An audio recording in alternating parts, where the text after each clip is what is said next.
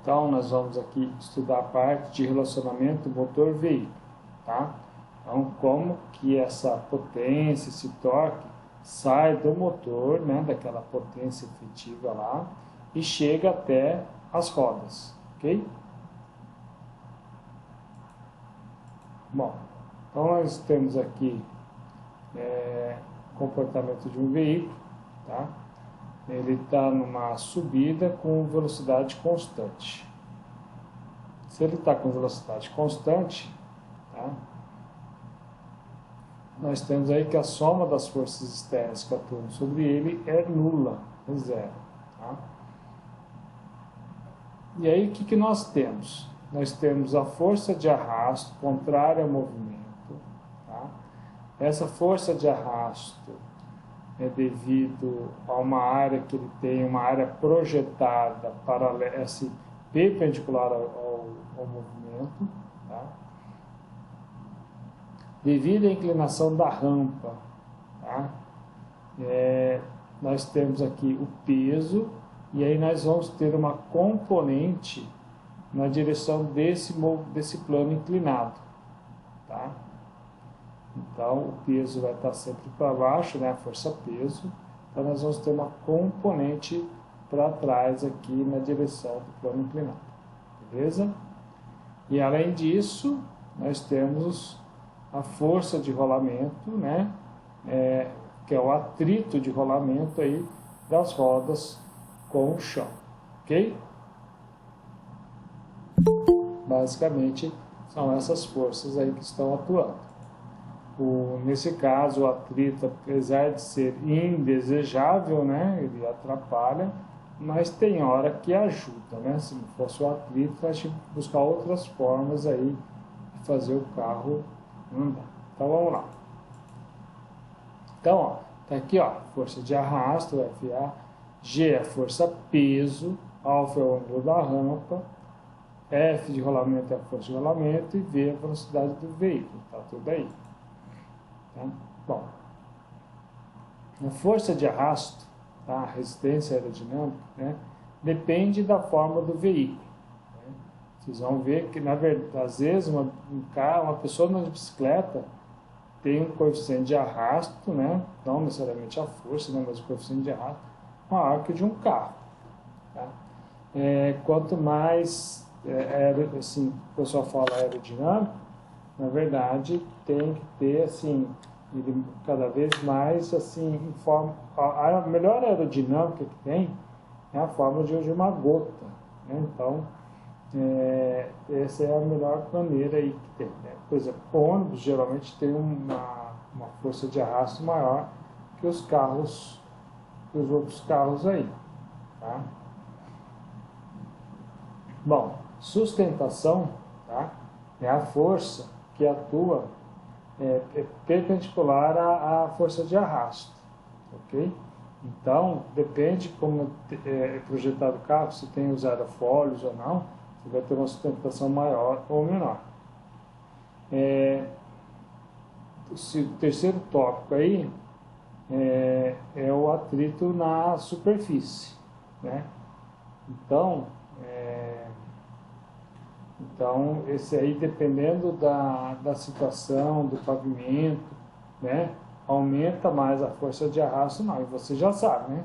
Se anda na areia, é terrível, né? Anda no asfalto, é bem melhor, né?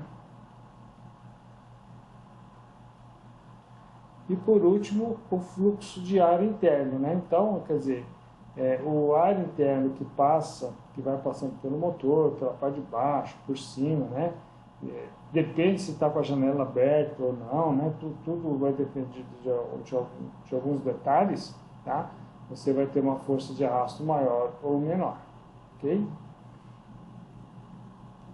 Bom, então vamos lá.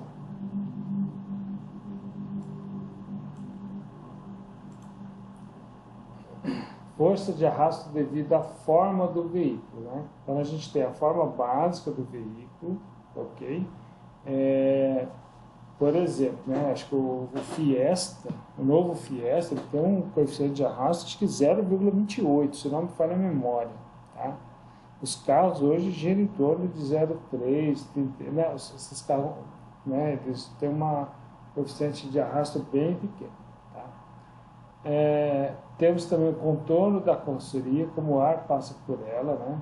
Se é uma carroceria que acaba abruptamente ou se ela afunila, né? Se ela vai... Então, se você tem um prolongamento do carro, você tende a fazer com que a camada limite do ar, nessa linha de corrente, ela se prolongue e você não tenha a separação do escoamento, tá? Que isso aí influencia a força de arrasto. Outros fatores que influenciam no coeficiente de arrasto na carroceria são as pressões na frente do veículo e depressões e sucções na traseira do veículo, tá? De uma certa forma, né, os carros hoje, todos, assim, a maioria, né, se eu não me engano, assim, os carros comuns, claro, estou falando, eles têm motor na parte dianteira, né, ou a grande parte aí dos carros comuns. O capô abre para trás, né, então, assim, e eles são projetados de tal maneira, né, se o vento bate, né, porque ele mantém fechado, né? Não é muito assim, a gente não vê, é muito comum dar problema na trinca do capô, o capô abrir e virar para trás, né? Então você tem essa questão de que ajuda a aumentar a aderência do carro, né?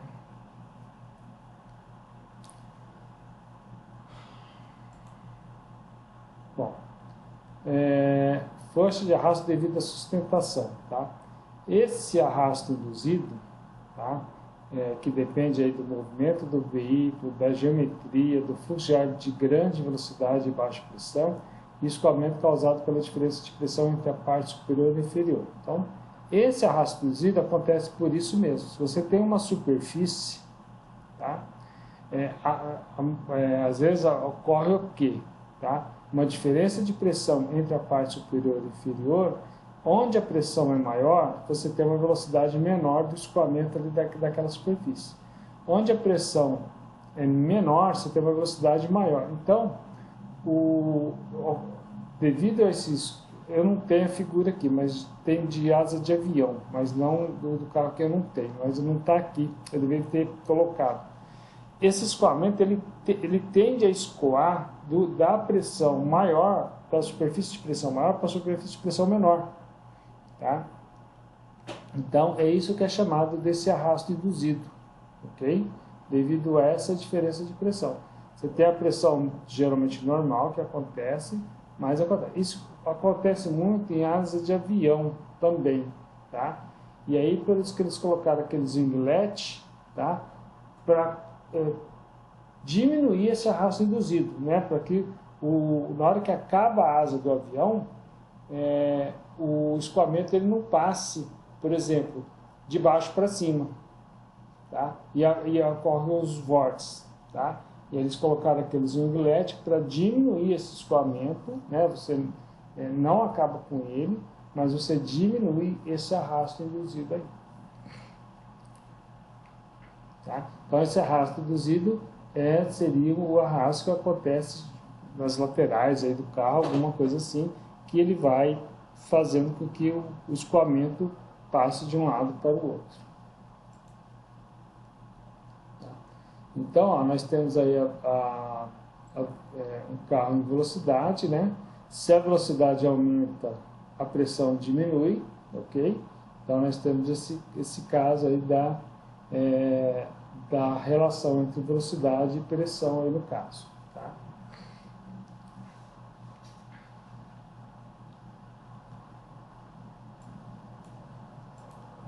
Bom, a força de arrasto devido ao atrito na superfície, tá? Então nós temos aí o atrito do ar passando na camada limite ao longo do veículo, tá?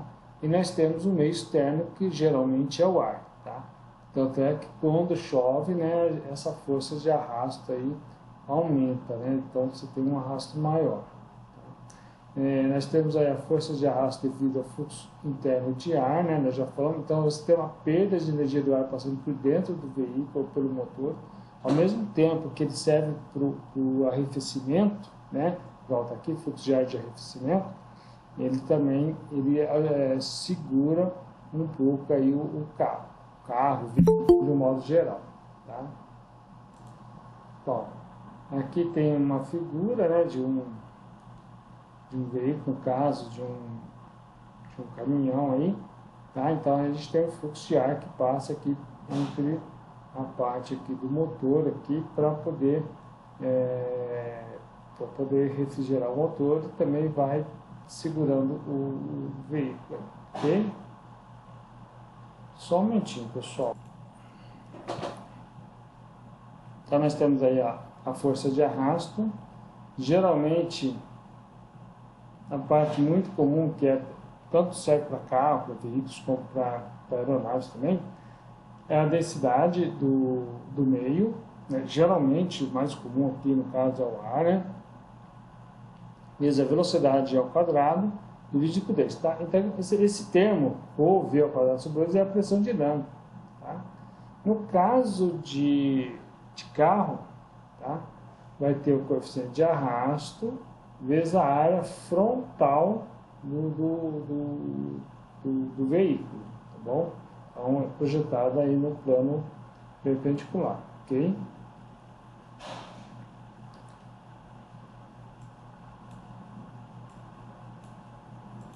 Então, ó, nós temos aqui, ó, por exemplo, a área frontal de veículos, né, carros pequenos. Geralmente essa área varia aí de 1,3 a 2 metros quadrados. Carros médios, né, que são um pouco maiores, já de 2 a 3 metros quadrados.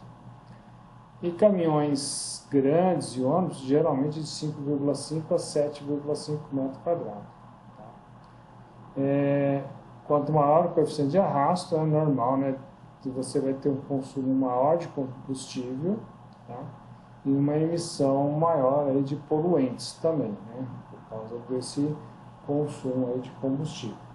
É normal que os carros, né, uma das tendências, vocês vão ver ao longo dos anos, né, até antes de alguns de vocês terem nascido, né, tinha um coeficiente de arrasto maior e hoje já tem menor, né? Já vou mostrar aqui na próxima figura, ó. Então aqui, ó, 1910, 1920, nós tínhamos aí coeficiente de arrasto em torno de 0,8, tá?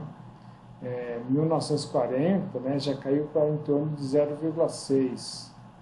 E aí, ó, 1960, 70, 0,5, 0,4, tá? 2000 e pouco já estava em torno de 0,4, 0,3. Hoje já se tem carro um pouco abaixo de 0,3. Se eu não me engano, é o novo Fiesta que está em torno de 0,28, tá? Mas os carros giram em torno de 0,3 atualmente. É óbvio que os carros maiores nem sempre isso acontece, tá? E o mínimo teórico que eles já fizeram foi esse 0,15, tá? Que é calculado teoricamente, ok? Bicicleta tem um coeficiente de arrasto alto, viu? Que, se eu não me engano, é quase 1 alguma coisa, tá? Eu não me lembro mais, mas ele é alto. Então, aqui, ó, nós temos, ó, então, quando fala de coeficiente de arrasto, né, quando tem essas linhas de corrente aqui, ó, um carro, né, com um desempenho melhor, né, que esse carro mais moderno aqui, você tem essas linhas de corrente e elas elas quase que não desgrudam, né, se separam, né, da superfície, tá? Aqui embaixo, que atrás, é normal já separar. Mas esse carro mais antigo, percebam que vem as linhas de corrente aqui na frente já ocorre a separação da camada limite, tá?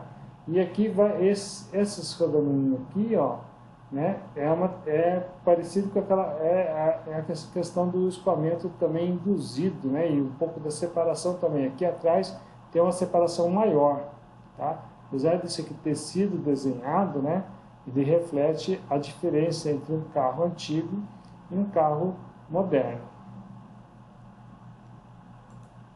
Aqui nós temos aí, né, então você tem aqui, ó, essas superfícies curvas aqui, ó, no sentido de manter essas linhas de corrente bem próximo ao carro, né? Então, quando você tem aqui, você tem a questão da compressão do fluxo, né? Então você aumenta a pressão.